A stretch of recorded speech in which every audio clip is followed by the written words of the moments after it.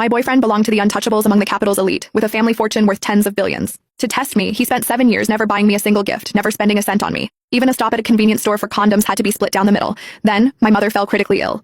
I borrowed from every friend and relative I could, but I was still $2,000 short to cover the surgery fees. No matter how much I pleaded, he refused to lend me the money. I arranged my mother's funeral on my own. When I went back to pack my belongings, I accidentally found a list of gifts he had bought for the young woman next door. A private luxury estate, designer handbags, jewelry worth hundreds of millions. There was also a voice chat with his friend. Caleb, is it true Jessica actually humbled herself and begged you for $2,000? Caleb Brooks let out a low, amused laugh, his tone lazy and indifferent. Neve wasn't wrong. Anyone who goes around begging over $2,000, what else is she if not a gold digger? We've only been together 7 years and she's already trying to get money out of me. So that was the truth. 7 years of so-called testing, it seemed, had been sparked by nothing more than a few manipulative words from a young woman next door. However, it no longer mattered. The moment my mother passed away, I had already decided to leave him. I had just tucked the gift list away when the front door burst open. Caleb Brooks stumbled in, a little tipsy, and plopped down next to me. You were gone for a few days. I bet you thought you wouldn't come back. However, you missed me too much, didn't you? You just had to come back. He almost said out loud that I returned just to con him out of his money. Maybe he'd always seen me as just a girl after his cash. Without even glancing at him, I scooted away, avoiding the arm he tried to drape over me. He looked at his hand, then at me, confused. He figured I was just upset about the $2,000. I'm a little thirsty from all the drinking. Go fetch me some lemon soda, he said. He was always like that, bossy and dismissive, a typical spoiled rich kid.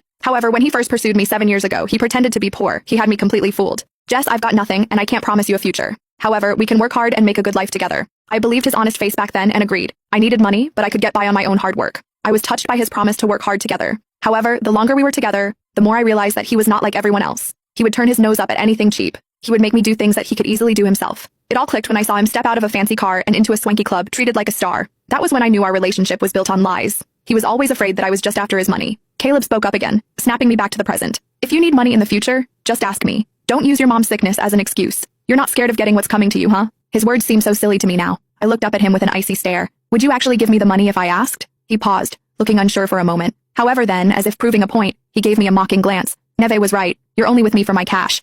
He said that and sent me a transfer of $1.88 on his phone. The note with the transfer contained 2 words, gold digger. I had been with him for 7 whole years and had not spent a dime of his money. I even gave him gifts on holidays and anniversaries. He took them like he was entitled to them, but he never got me anything in return. He would mockingly ask if I thought it was a man's duty to buy gifts for his girlfriend. That was how he looked at me, a gold digger. After all, he was an heir with billions to his name. I thought about the gifts he had bought for Neve Smith. I thought about my mom, who had suffered so much from her illness and died in pain because we could not afford her treatment. I could not stand to be near him a second longer. I got up to leave, but then there was noise at the door. Neve came in, taking off her coat to reveal a sexy outfit underneath. However, when she saw me, she was startled and quickly put her coat back on. Jess, why are you here? I turned to Caleb. If I'm not mistaken, this is our place, isn't it? Do you give out the password to just anyone and allow them to waltz in whenever they want? Neve looked like I had accused her of the worst crime in the world. She dashed over and plopped down next to Caleb, taking hold of his arm. Caleb, I'm not just some